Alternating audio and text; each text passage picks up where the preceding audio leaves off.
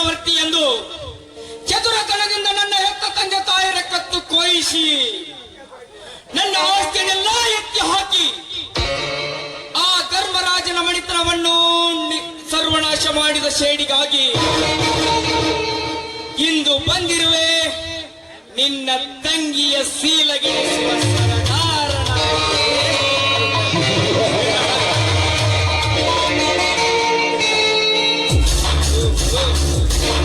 ನಾ ಬಯಸಿದ ನನ್ನ ಕನಸಿನ ಅರಗಿಣಿ ಎತ್ತ ಕಡೆನೇ ಬರುತ್ತಿದ್ದಾಳಲ್ಲ.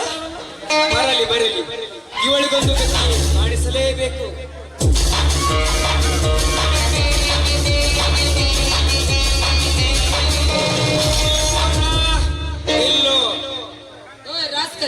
ನನ್ನನ್ನು ನಿಲ್ಲಿಸಿದ ನೀನ್ಯಾರು? ಯಾರು? ನಿನ್ನಂತ ಹರಿಯದ ಹೆಣ್ಣಿಗೆ ಹೊಸ ಸೀರೆಯನ್ನು ನುಡಿಸಿ ಕಾಮದ ಬರೆ ಎಳೆದು ಬರಿದಾದ ನಿನ್ನ ಕುತ್ತಿಗೆಗೆ ತಾಳಿ ಕಟ್ಟಿ ನಿನ್ನ ಕೈ ಹಿಡಿಯಲು ಬಂದ ನೀನ್ ಯಾವ ಸೀಮೆ ಗಂಡಲು ಕೊಂಡನಾಗಿ ಮೆರೆತಿಲ್ಲ ನನ್ನ ಕೈಯಲ್ಲಿ ಹಾರಿ ಹೋಗುವುದೇ ನಿನ್ನ ರುಂಡ.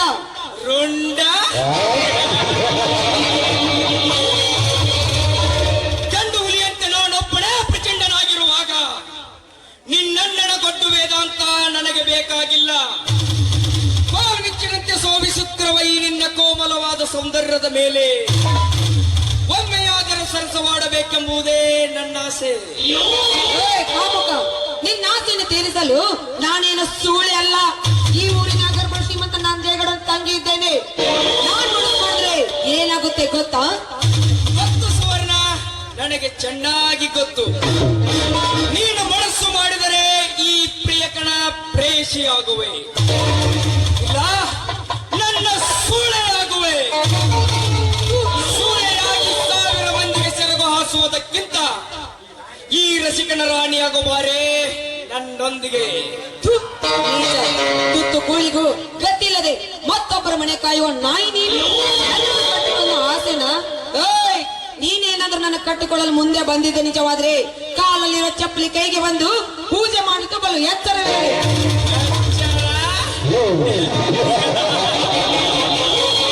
ನನಗೆ ಎಚ್ಚರ ಹೇಳುವ ಹುಚ್ಚು ಹೆಣ್ಣೆ. ಮರ್ಯಾದೆಯಿಂದ ಮಾತನಾಡು. ಮರ್ಯಾದೆ ಬಿಟ್ಟು ಮಾತನಾಡಿದರೆ ಮೈ ಮುಚ್ಚಿಕೊಂಡಿರುವ ಈ ನಿನ್ನ ಬಟ್ಟೆಯನ್ನು ಬಿಚ್ಚಿ ಕಚ್ಚಿ ಕಚ್ಚಿ ತೀರಿಸಬೇಕಾದಿತು ನನ್ನ ಕಾಮದ. ನಿನ್ನ ಕಾಮದ ನನ್ನ ಜೀವನ ಕಚ್ಚಿ ತಿನ್ನಲು ಬಂದ ನಿಜವಾದ್ರೆ ನಮ್ಮನ್ನ ಕಚ್ಚಿ ಹಾಕುತ್ತಾನೆ ಕ್ಷಣದಲ್ಲಿ. ಹೆಣ್ಣೆ, ನಿನ್ನಣ್ಣನ ಅಂಜಿಕೆ ಹೆದರುವ ಹೇಳಿ ನಾನಲ್ಲ. ನಿನ್ನ ಜೊತೆ ಬಾಳಿ ಬದುಕಬೇಕೆಂಬುದೇ ನನ್ನ ಆಸೆ. ನನ್ನ ಆಸೆಯನ್ನು ನಿರಾಸೆ ಮಾಡದೆ ಮೈಸುಖ ನೀಡುವಾರೇ ನನ್ನವಳಾಗಿ. ನಿಮ್ಮಂತವರಿಗೆ ಸುಖ ಕೊಡಲು ನಾನೇನು ಸೂಳೆ ಅಲ್ಲ. ನೋಡು, ನಿಮ್ಮಂತ ಕಲಿಯುಗದ ಕೀಚಕರಿಗೆ ಕಬ್ಬಿಣ ಶೈಲಿಂದ ಬರೆಯುವ ಹೆಮ್ಮರಿ ಹೆಣ್ಣು ನಾನು. ಬರೀ ಬಾಯಿ ಮಾತಿನಿಂದ ಬರಿ ಎಳೆಯುತ್ತೇನೆ ಅಂತ ಹೇಳಿದರೆ ಹೆದರಿ ಹಿಂದಕ್ಕೆ ಸರಿಯುತ್ತಾನಂತ ತಿಳಿದುಕೊಂಡಿದ್ದೇನಲೇ ಜಂಬದ ಹೆಣ್ಣೆ. ಹಸಿ ಮಾವಿನ ಹಣ್ಣಿನಂತಿರುವ ನಿನ್ನ ಕೆನ್ನೆಯನ್ನು ಕಚ್ಚಿ ಕಚ್ಚಿ ಬಿಡಲಾರ ರಾಜ.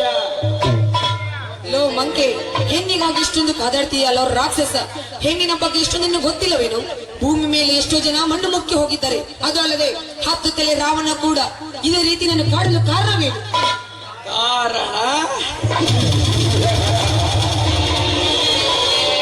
ಹುಚ್ಚು ಹಣ್ಣೆ, 10 ವರ್ಷಗಳ ಹಿಂದೆ ನಿಮ್ಮಣ್ಣ ನನ್ನ ಹೆತ್ತ ತಂದೆ ತಾಯರ ಕತ್ತು ಕೊಯಿಸಿ ನನ್ನ ಆಸ್ತಿಯನ್ನೆಲ್ಲ ಎತ್ತಿ ಹಾಕುವುದಷ್ಟೇ ಅಲ್ಲದೆ ನನ್ನನ್ನು ಜೈಲಿಗೆ ಕಳುಹಿಸಿದ ಶೇಡಿಗಾಗಿ ಇಂದು ಬಂದಿರುವೆ ನಿನ್ನ ಸೀರೆಯ ಸೆರಗು ಹಿಡಿದು ಸರಸವಾಡಲು ಶರವೇಗದ ಸರದಾರನಾಗಿ. ಮುಗಿಯಿತು ನಿನ್ನ ಶೀಲದ ಚರಿತ್ರೆ.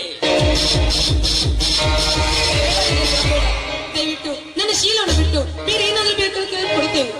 ಹಾಗಾದರೆ ಈ ನಲ್ಲನ ಮನ ತಣಿಸುವ ಹಾಗೆ ಒಂದು ಇಂಪಾದ ಗೀತೆಯನ್ನು ಹೌದು, ಈ ಕಾಮುಕನಿಂದ ಪಾರಾಗಬೇಕಾದ್ರೆ ಇವನು ಹೇಳಿದಂತೆ ಕೇಳಿ ಹೋಗ್ಲೇಬೇಕು. ಆಯ್ತು, ನಿಮ್ ಇಷ್ಟದಂತೆ ಆಗ್ಲಿ.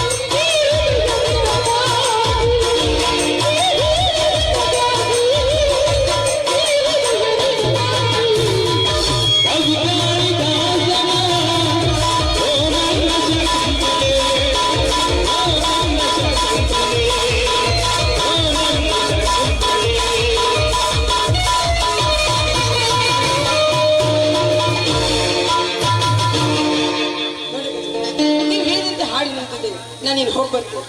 ನಿಲ್ಲು ಸುವರ್ಣ, ನಿಲ್ಲು. ಈ ನಲ್ಲನ ಕೈ ಹಿಡಿದು ನರ್ತನ ಮಾಡಿದ ಹೆಣ್ಣನ್ನು ಅರ್ಧಕ್ಕೆ ಬಿಟ್ಟು ಹೋದರೆ ಷಂಡ ಎಂದು ಕರೆಯುತ್ತಾರೆ ಈ ಊರಿನ ಜನ. ಅದೇ ರೇಪ್ ಮಾಡಿದರೆ ಮಿಂಡ ಎಂದು ಕರೆಯುತ್ತಾರೆ.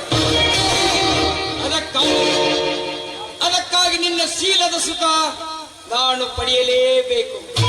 ಬಾರೆ ಬಾರೆ ನನ್ನ ಚಂದುಳ್ಳಿ ಚೆಲುವೆ. ನನ್ನ ಶೀಲವನ್ನು ಬೇರೆ ಏನಾದ್ರು ಕೇಳಿ, ಯಾಕಂದ್ರೆ ಈ ಶೀಲ ಆ ಗಜನಿಗೆ ಮೀಸಲಿಟ್ಟಿದ್ದು. ನೀನು ಹೇಳುತ್ತಿರೋ ಮಾತು ಸತ್ಯ ತಾನೆ?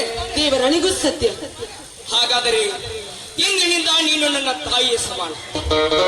ಯಾಕೆಂದರೆ ಆ ಗಜೇಂದ್ರ ನನಗೆ ಅಣ್ಣ ಹಾಕಿದ ಅರಸ.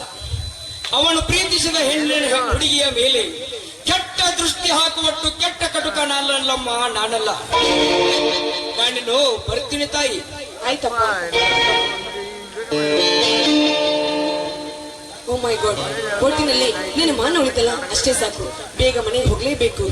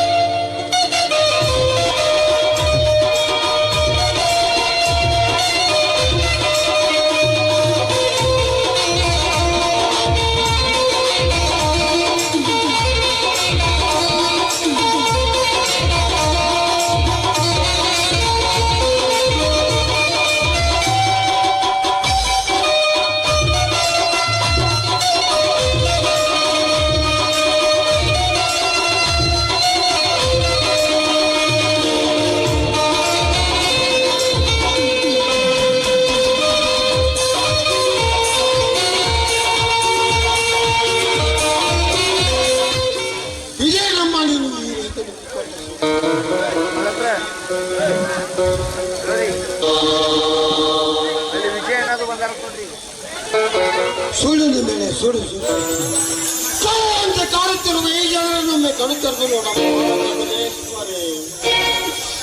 ನನ್ನ ಹೆಂಡತಿ ನನ್ನ ತಮ್ಮನ ಹೆಂಡತಿಯ ಅಪವಾದವನ್ನು ಹೊತ್ತುಕೊಂಡು ನನ್ನ ಮಗನನ್ನು ಕಟ್ಟಿಕೊಂಡು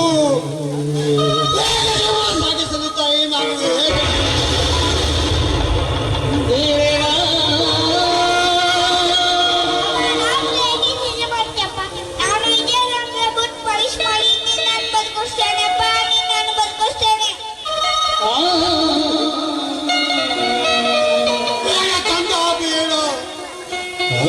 ಬರುವುದು ಬೇಡ ಪಂಚಾಮೃತವೆಂದು ತಿಳಿದು ಇಬ್ಬರು ವಿಷ ಕುಡಿದು ಸತ್ತು ಹೋಗದಂದ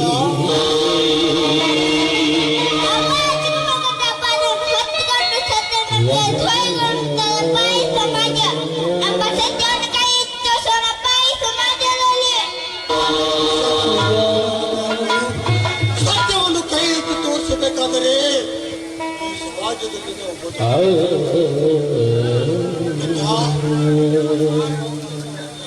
ಬಹುದೂರು ಹೋಗಿ ಎಲ್ಲಿ ಆದರೂ ನಿನಗೆ ತಿನ್ನೋದಕ್ಕೆ ಏನಾದರೂ ದೊರಕದೆ ಕಂದ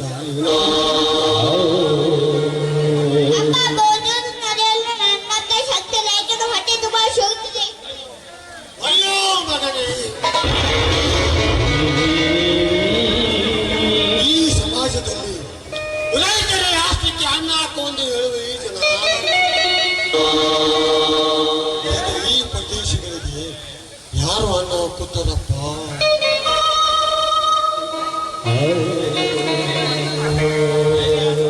ಎಲ್ಲಿಯಾದರೂ ಹೋಗಿ ಕೂಲಿ ಮಾಡಿ ಆದರೂ ನಿನ್ನ ಸಾಕುತ್ತೇನೆ ಕಂದ, ನಿನ್ನನ್ನು ಸಾಕುತ್ತೇನೆ.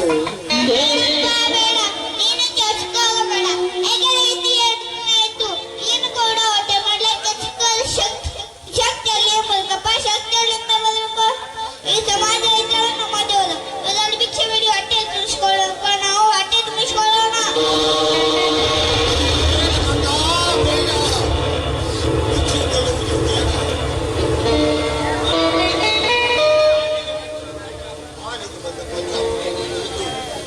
ಕಟ್ಟಿಗೆ ಮಾಡಿಕೊಂಡು ಬರುತ್ತೀನಿ. ನನ್ನ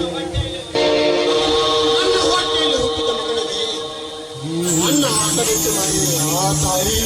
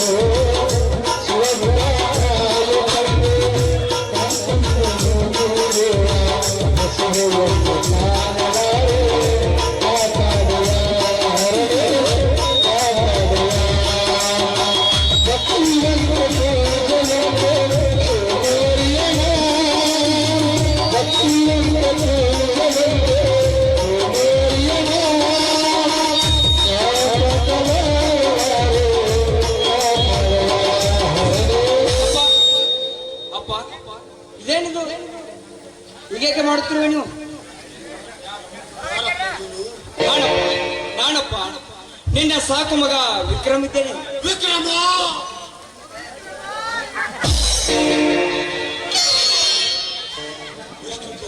ಜೈಲಿಂದ ಹೀಗೆ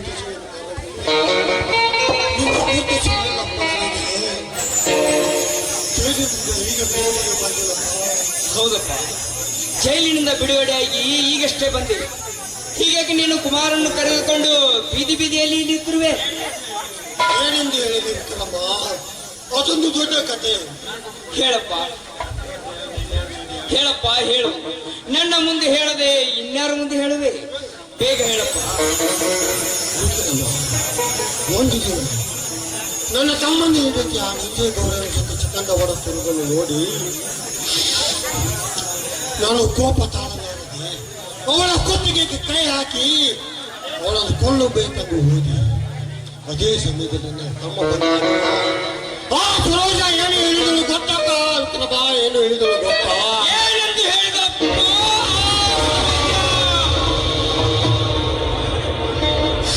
ನಾನೇ ಬಲಾತ್ಕಾರ ಮಾಡಲು ಬಂದಿದ್ದೆನ್ನು ಹೇಳಿಬಿಟ್ಟಳು ಕಣಪ್ಪ. ನಾನೇ ಬಲಾತ್ಕಾರ ಮಾಡಲು ಬಂದಿದ್ದೇನೆ.